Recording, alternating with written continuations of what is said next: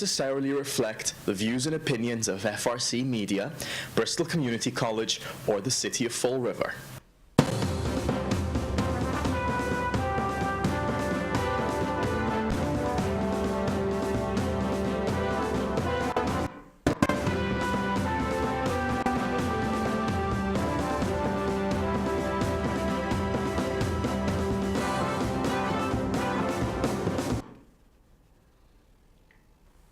Good morning. Good morning. Welcome to Spindle City Straight Talk. I'm Chip. And I'm CJ. And another day. Hey, it didn't snow today so far. No, so and we're doing well. Yeah, and they say we're going to get some more of it over the weekend. Yeah, so. Next week we're going to have 3 days of some type of precipitation. So I guess we might as well all move to Seattle. I guess so. It seems that way. I want to apologize to our viewers. We have a late start this morning. This is not because of us over here on Spindle City Straight Talk. This was another program that actually came in late to tape, and because we go out live, they actually did us a favor. Instead of giving me 2 minutes to prep the show and get us on the air, which we actually were ready to do for once. I want to thank Keith and the staff of FRC Media for at least giving us a few more minutes to get the show out on the air. But let's get into the crap today. Oh, crap. Sounds like a lot of crap to me, and it was. 600,000 gallons of crap. Yeah, that's a lot. Even in Fall River, that's a lot of crap. I'll tell you. And there was no change in the pollution level of the Taunton River normally. I'm being facetious. Well, just so people understand how much that actually is, those trucks that go out and empty the cesspools, to go out and empty the septic systems, one of those trucks holds 3,000 gallons, okay? So you're looking at 200 of those trucks of human waste that got dumped into the river. But let's be clear, 90% of it was cleaned up before it was dumped. It missed the last disinfection point where they dump in bleach or chlorine bleach or whatever it may be, and then that effluent, as they call it, was dumped into the river. It was either a computer mistake or somebody took a phone call. I don't know, but they say that most of it was disinfected. I like the way we do that. Most was disinfected. So it was only slightly toxic. Only slightly toxic. So that's not too bad. So much so that they closed the shellfish beds in Rhode Island, Mount Hope Bay, and the Kickamuit River. So. Yeah, well, little tip, avoid shellfish that has any kind of toilet tissue on it. Okay. Amazing. It's just very interesting to see the stuff going on. There's been layers and layers and layers between the media and between the mayor's office. I had a conversation with my colleagues in local media who say that it's very difficult to get through to the mayor. Return phone calls aren't happening rapidly. And you have to ask, if accessibility is going to be this much of an issue for the media to address these issues, number one, why? We now have a new position that's been approved by the lack of a backbone city council for a $45,000 a year position for a gentleman who is the special assistant to the mayor, and one of his jobs, according to his job description, is to handle the media. But that isn't happening. I know that an email that I sent to that individual was not returned with a response from that individual. And so I forwarded that same email to the mayor directly, and the chief of staff actually replied to me. And in discussing this with my colleague, colleagues actually, they're having similar problems, which was very interesting. So, I have to ask, what good was this position? And now, my understanding is the mayor also wants to get Greg Milliot, who is the communications director for the Bristol County District Attorney's Office, and was under Sam Sutter, as the communications director for the mayor as in the city of Fall River. How many more layers of personnel are we going to abscond with from the district attorney's office? A good manager does not need to hire a staff of people to do his job. A good manager inspires and trains his people on how to work effectively in their jobs. But maybe I'm wrong. I don't know. Well, I don't know. I mean, I think it's, we have issues here with this whole process. Now, let me begin on a positive note. I have been told by many people who know the mayor far better than I do. I really don't know him that well. I have spoken to him. I've had a meeting with him, and he's a very bright guy. But he's also a person who by nature, and also by being an attorney, he is very, very, he likes to have everything completely done before he presents it, like he's presenting a case in court. Well, the problem in being a mayor and being in city government is that if you wait till you get all the answers, you keep the people in the dark. And it's more important sometimes how it's just as important, not more important, it's just as important how you do something as what you do. Case in point, Mayor Bob Correa. Now, I know people were very upset with him, and it was more about what he did. But if you look back at Mayor Correa's administration, he understood we couldn't get a massive SAFER grant. He didn't even take a SAFER grant, not even a small one. He understood that the city was in great financial trouble. That's why he asked for pay concessions. He understood, and I think economically, fiscally, if he would have stayed in for a few terms, he might have righted this ship, because he understood the dynamics, I think, far better than, obviously, the guy who made it even worse, Mr. Flanagan. But the fact is, it was irrelevant that he had that perspective. It was the way he did it. His management style upset the people, and they didn't want to, and they booted him. And I think that Mayor Sutter has to, he has to realize that he's not a DA anymore. He's the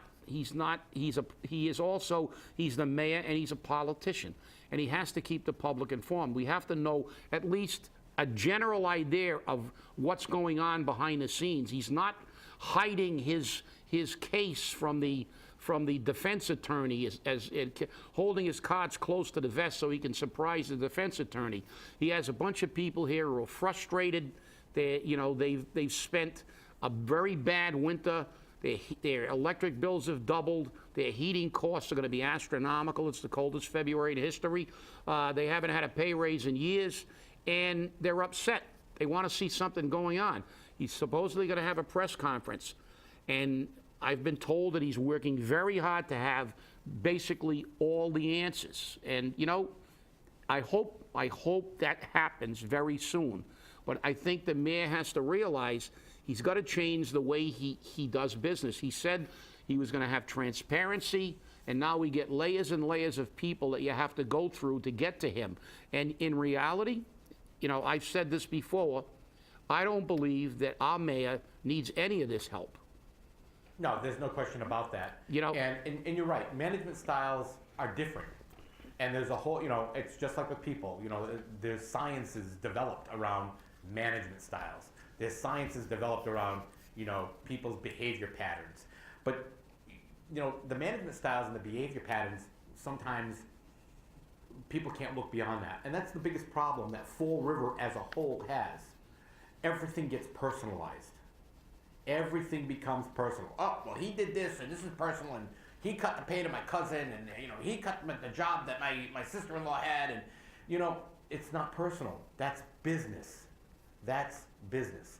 And we have to realize that business needs to take front in managing this city at this point.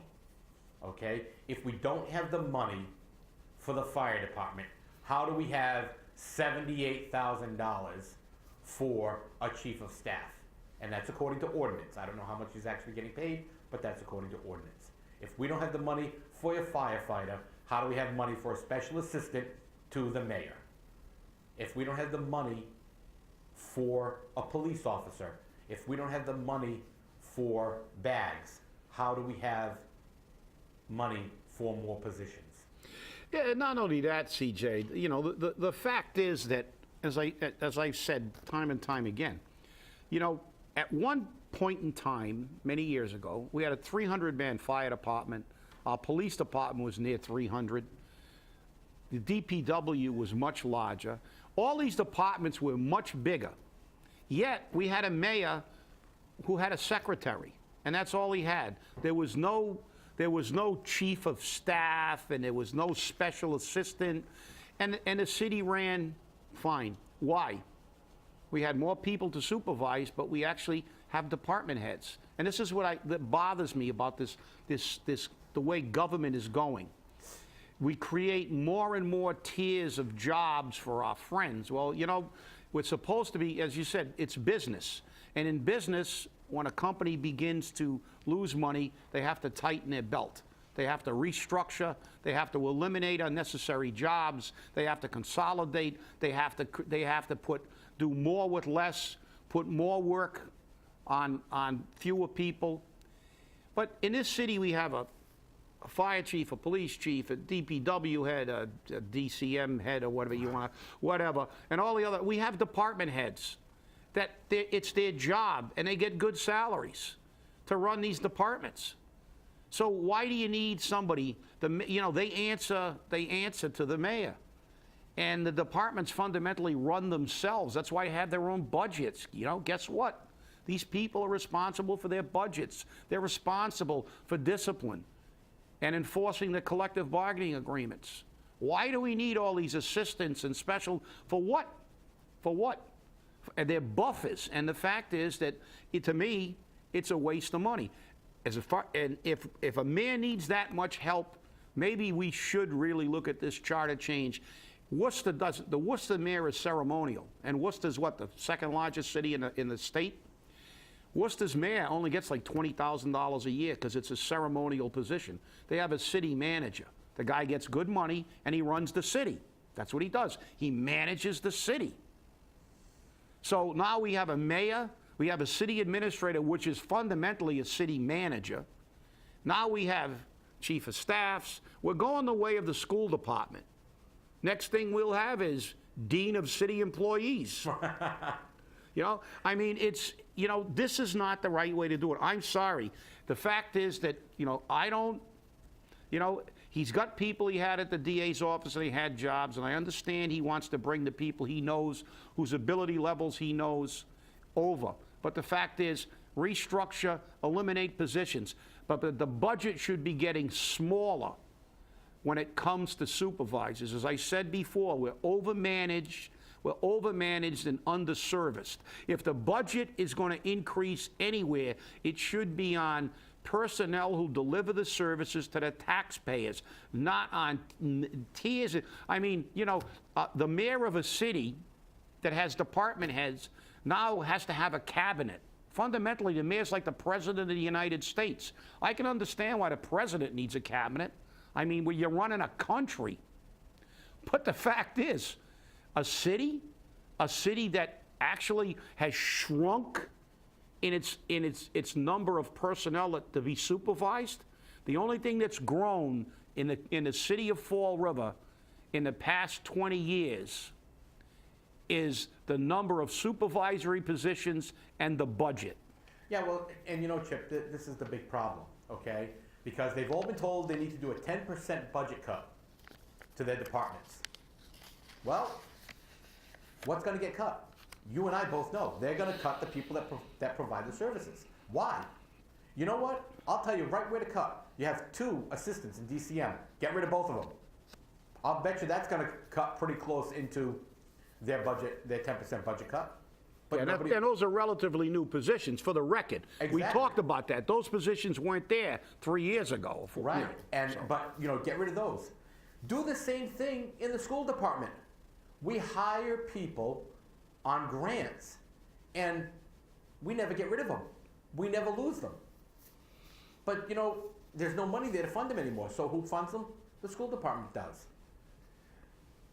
If you're going to take a serious look at these budgets, you have to take a serious look at who's doing what job for who, and really what they're actually doing. Because I'll tell you now, there's more waste in management in this city than there is by the employees. I work with a lot of them on a regular basis on the jobs that I do outside the city, and I have to go in and file paperwork with the city clerk and file licenses and you know, lately, thank God, not death certificates, but those are things that I have to do. And those people do a wonderful job. I can never, ever have a complaint with anyone in the city clerk's office. Never once. Okay? I go to elections, I can't have a complaint up there. I really can't. Those people are working hard. You know, a lot of times I want to complain to them, and I do, but you know what? They handle them professionally. You know, the guys who pick up the trash in the city, I don't use them anymore. I have private trash hauling. But you know what? Those guys work their butts off. Yeah. And you know, they're the ones that get the cuts.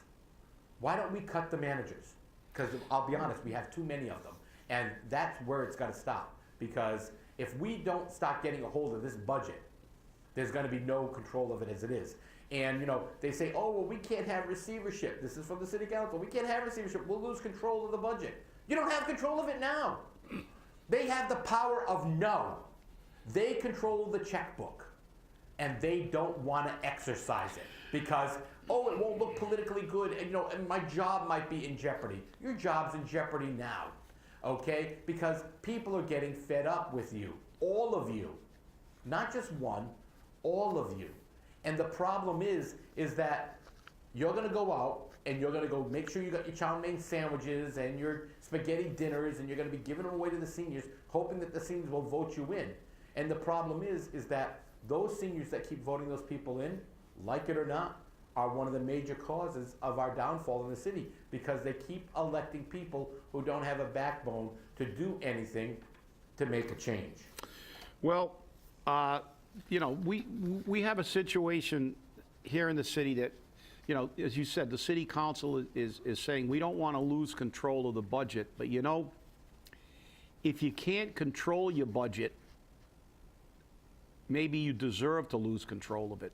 That's the reality. The reality is, listen, we've proven that, look, I don't know, no, you know, there's nobody home. Who's minding his store? I mean, you know, if you have someone in your company that runs your budget and it's totally out of control, you have to take it away. You have to get rid of him. You have to take him out of that position. As you said, it's business. It's not personal. That's the problem, with, as you said, with politics. They personalize everything. But you know something? If they ran a company and their best friend worked for them and they weren't doing any work and they had crews working and their buddy's sitting in the corner listening to his headphones and eating a sandwich all day while his crews are working and he's got to pay him, even somebody who likes to personalize everything would have to make a decision, because the rest of his crew will just sit down on a job too. The fact is, you know, you've got to produce. It's business, and it's got nothing to do with your person. You can still like your best friend, but if he's not doing his job and he works for you, that's the reason they always tell you, don't rent to your relatives, because that's what happens. You know, if they don't pay their rent, they don't expect you to come looking for it, because, oh, you know, I'm your cousin. Well, guess what? I got to pay the mortgage. The fact is, it's just business. And this city, whether you like it or not, is a business. But it's not a profit-making business. It's a non-profit as far as I'm concerned. Because the city of Fall River's government is there to do one thing: collect our taxes and spend it giving us back the essential services that they're morally obligated to give this community. That's fire protection, police protection, education for children, health, public safety, picking up trash. That's where your money should go. And all we've seen over the past years is fewer and fewer people on all the departments that provide the services, even the fire department. Mr. Flanagan eliminated 11 positions.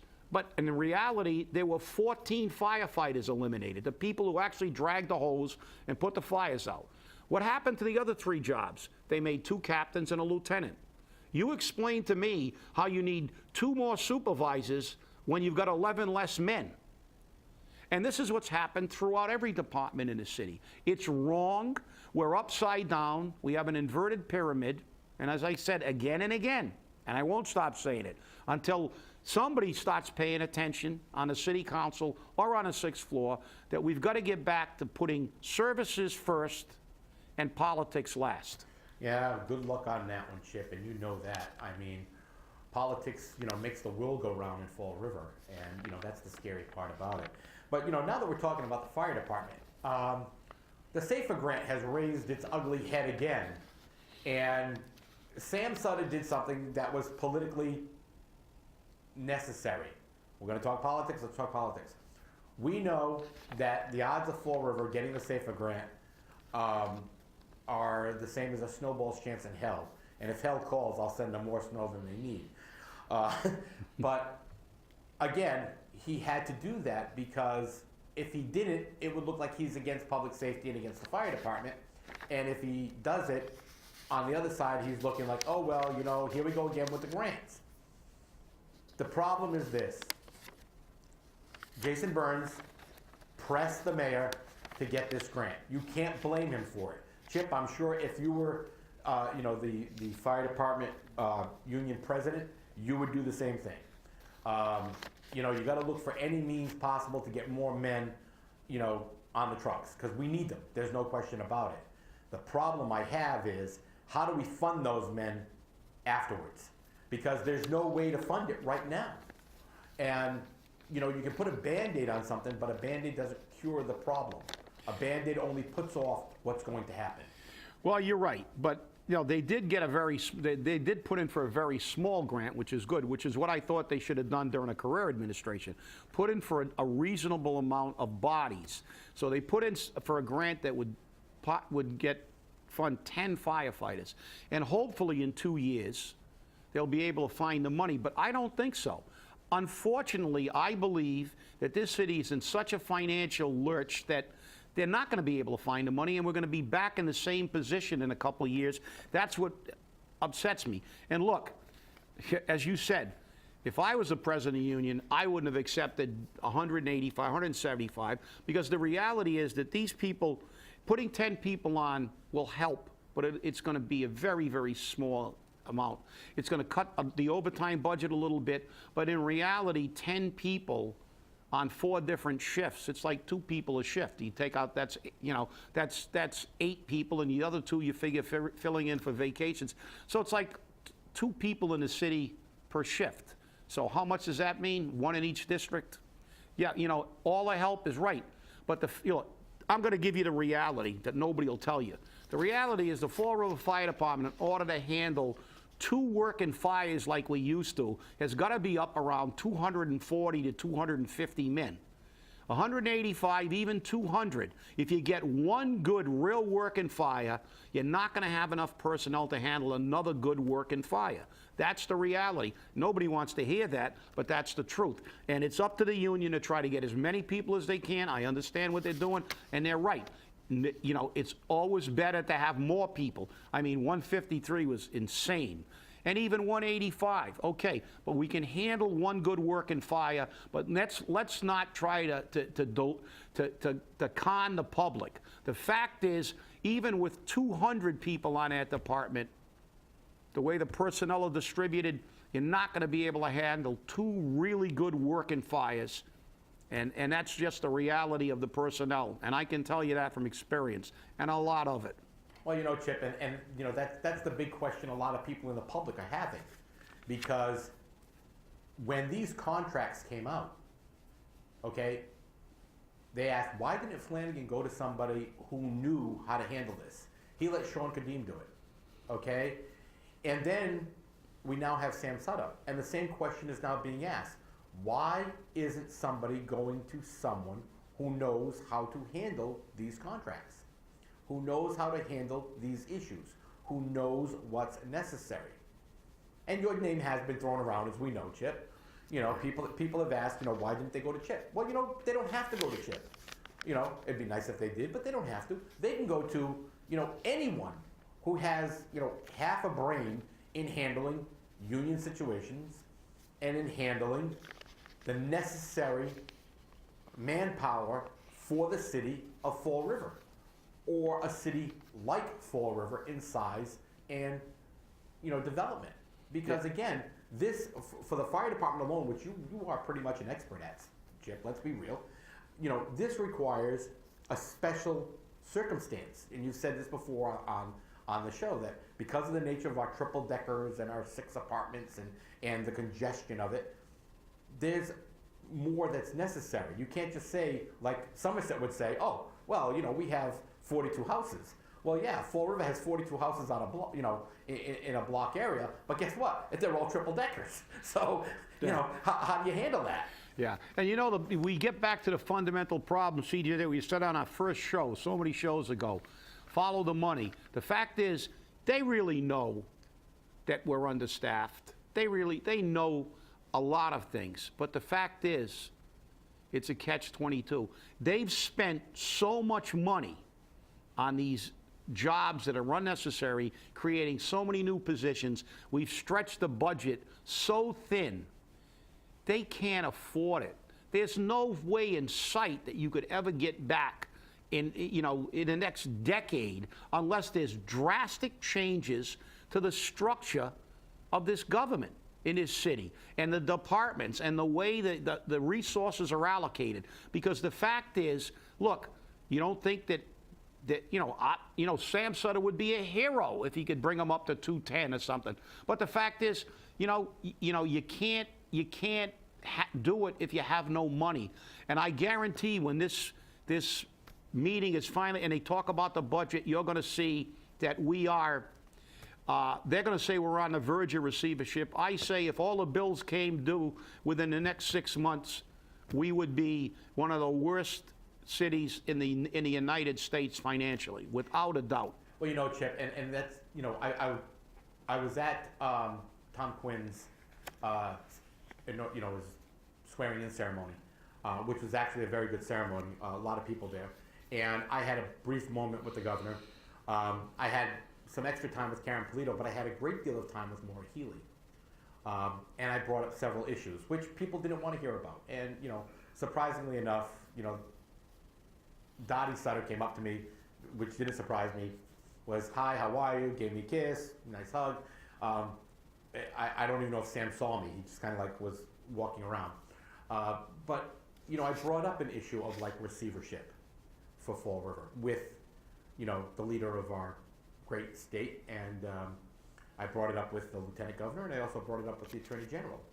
And, you know, they said, well, but why? I said, the state's looking at $756 million shortfall this year. I said, Fall River's in debt over $800,000, and we're a small city. I said, if those bills come due, how do we pay them? We can't make our ends meet now. I said, what actually happens? And, you know, we haven't had to deal with that yet, but I said, well, I hope we don't have to. But what's going to happen is Mayor Sutter is going to have to act like a receiver, whether the people of Fall River like it or not. And he's going to have to say, the buck has to stop. And that means no new jobs. That actually means we have to get rid of some managerial jobs, okay? Supervisory jobs. We have to lose them. And people don't want to hear that because that means their political friends lose jobs, okay? And in the school department, we have to do the same thing. And our time is up already, believe it or not, Chip. Well, there's always more to talk about. And the shenanigans about the finances we'll cover on our next show. We have some insights that I think everybody will be shocked to hear. I think so too. Hey, have a great weekend, and remember, February's over. Hopefully this is the last snow over the weekend. Heat wave next week, 30. Thank you.